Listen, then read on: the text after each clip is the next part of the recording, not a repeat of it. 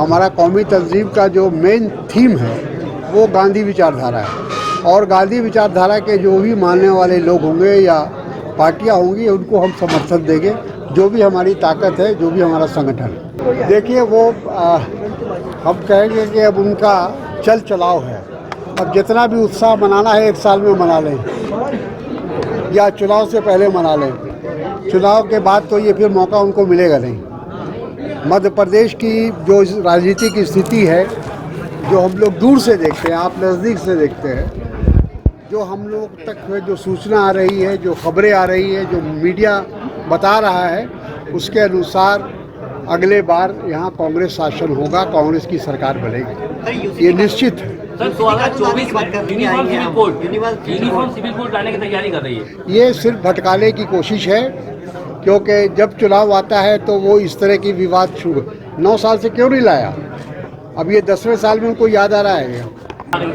ऐसा कुछ नहीं है, हमारी कोशिश है कि हम सबको लेके चलें, लेकिन जब इस तरह का मुहिम चलता है, जब इस तरह की बातें चलती है, तो 1-2 लोग ऐसे भी होते हैं जो बीच में रास्ता छोड़ देते हैं।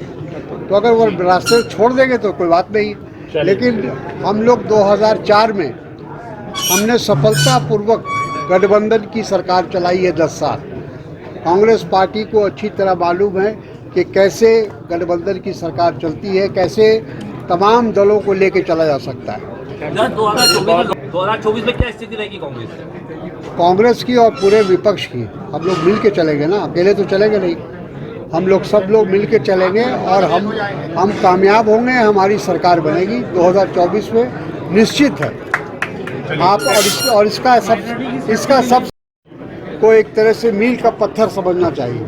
ये एक इंडिकेशन है कि देश किधर जा रहा है। मॉनिटरिंग की सुरक्षा के लिए, सेफ्टी के लिए क्या है? मॉनिटरिंग की सेफ्टी के लिए क्या है?